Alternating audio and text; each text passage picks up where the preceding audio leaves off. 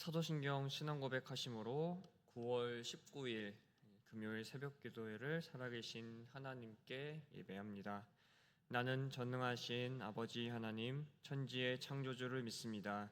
나는 그의 유일하신 아들 우리 주 예수 그리스도를 믿습니다.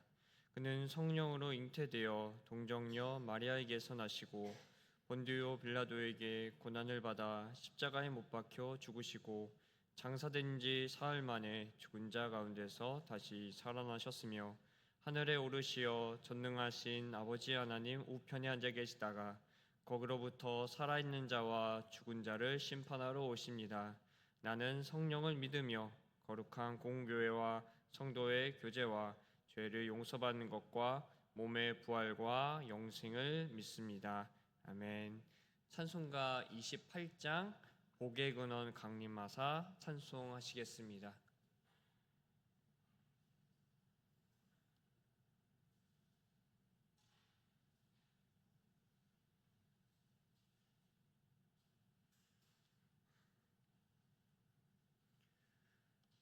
복의 근원 강림하사 찬송하게 하소서. 한량없이 자비하심 측량할 길 없도다. 천사들의 찬송가를 내게 가르치소서. 구속하신 그 사랑을 항상 찬송합니다. 주의 크신 도움 받아 이때까지 왔으니 이와 같이 천국에도 이르기를 바라네. 하나님의 품을 떠나 죄에 빠진 우리를 예수 구원하시려고 보혈을 여주셨네. 주의 귀한 은혜 받고 일생 빚진 자 되네. 주의 은혜 사슬 되사 나를 주께 매소서. 우리 마음은 연약하여 범죄하기 쉬우니 하나님이 받으시고 천국인을 치소서. 아멘. 오늘 우리에게 주시는 하나님의 말씀은 요나 1장에서 4장까지 말씀입니다. 통독하기에 앞서 5가지 포인트를 말씀드리도록 하겠습니다. 첫 번째 포인트입니다. 요나는 열방을 향한 하나님의 마음입니다. BC 8세기에 하나님께서는 북이스라엘과 남유다에 많은 선지자들을 보내셨습니다. 시대가 그만큼 하나님께서 보시기에 악했다는 것이죠. 하나님께서는 요나 선지자를 먼 이방 나라인 아수르의 니느웨까지 보내셔서 하나님의 사랑과 긍휼을 전하게 하십니다. 니느웨는 메소포타미아 지역에서 가장 오래된 도시의 하나로서 당시 12만 명이나 되는 사람들이 살고 있던 아수르 제국의 큰 성읍이었습니다. 니느웨는 요나 선지자에 의해 하나님께 구원을 받은 이후 150년 만에 그들의 죄로 인해 나훔 선지자가 멸망을 선포하게 되고 결국 바벨론 제국에 의해 멸망을 하게 됩니다. 이후 니느웨는 나훔 선지자의 예언대로 이 티그리스 강의 범람과 토사로 2000여 년 이상 땅 아래에 덮여 있다가 1849년 영국의 고고학자 레이어드의 발굴로 세상에 드러나게 됩니다. 두 번째 포인트입니다. 요나의 물고기 뱃속 3일은 3일 만에 부활하신 예수님의 이야기와 연결됩니다. 하나님께서 요나를 큰 물고기 뱃속에 넣으셔서 3일을 지나게 하시게 합니다. 그곳에서 요나는 자신의 생명을 건져주신 하나님의 은혜에 감사하며 하나님께 선한 내용을 지키겠다고 약속합니다. 요나의 이 사건은 이후 예수님의 죽음과 부활의 예표가 됩니다. 세 번째 포인트입니다. 요나는 아수르의 큰 성읍 니느웨에서 하나님의 긍휼하심을 체험을 하게 됩니다. 하나님께서는 요나에게 다시 소명을 주십니다. 요나는 다시 순종하며 니느웨에 가서 하나님의 말씀을 선포하지만 요나의 니느웨 회개 선포 사역은 3일 길을 하루 길로 열정도 없이 하나님의 말씀을 전하고 끝을 맺습니다. 그런데 놀랍게도 니느웨에 하나님의 놀라운 역사가 나타납니다. 하나님께서는 회개하는 니느웨에 긍휼을 베푸셔서 니느웨 사람들과 짐승들까지도 살려주십니다. 이것이 바로 하나님의 마음입니다. 네 번째 포인트입니다.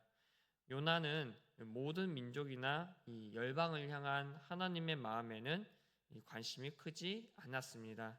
아브라함의 후손들이 이 제사장 나라 거룩한 시민으로 하나님과 언약을 맺은 것은 그들을 통해 모든 민족이 하나님께 복을 받기 위함이었습니다. 그런데 그 사명을 잊어버리면 제사장 나라가 존재할 이유 자체가 없어지는 겁니다. 하나님께서 BC 8세기 북이스라엘과 남유다뿐만 아니라 이방의 니느웨까지 선지자를 보내신 이유는요, 하나님의 관심이 언제나 모든 민족에게 있다는 사실을 다시 한번 밝혀 드러내신 것입니다. 그 사실을 요나가 크게 깨달았습니다. 다섯 번째 포인트입니다. 요나의 기록은 열방을 향한 하나님의 마음에 대한 진정한 순종이었습니다. 요나는 겨우 하루 동안 회개의 메시지를 니느웨에 전했습니다. 40일 후 정말 니느웨가 멸망할 것을 믿으며 그 날을 기다립니다. 그때 하나님께서 박넝쿨을 가지고 요나에게 교훈을 주십니다. 결국 요나에게 하나님의 마음을 가르치심으로 요나를 열방을 향한 선지자로 삼으셨습니다. 이제 요나 1장에서 4장까지의 말씀을 다 함께 소리내어 통독하도록 하겠습니다.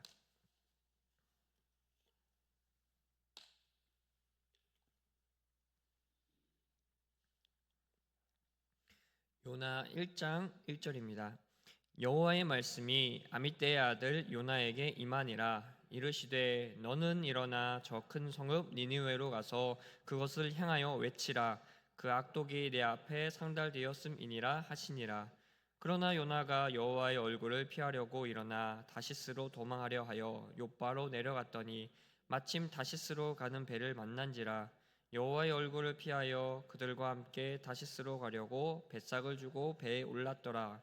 여호와께서 큰 바람을 바다 위에 내리심에 바다 가운데 큰 폭풍이 일어나 배가 거의 깨지게 된지라. 사공들이 두려워하여 각각 자기의 신을 부르고 또 배를 가볍게 하려고 그 가운데 물건들을 바다에 던지니라. 그러나 요나는 배 밑층에 내려가서 누워 깊이 잠이 든지라.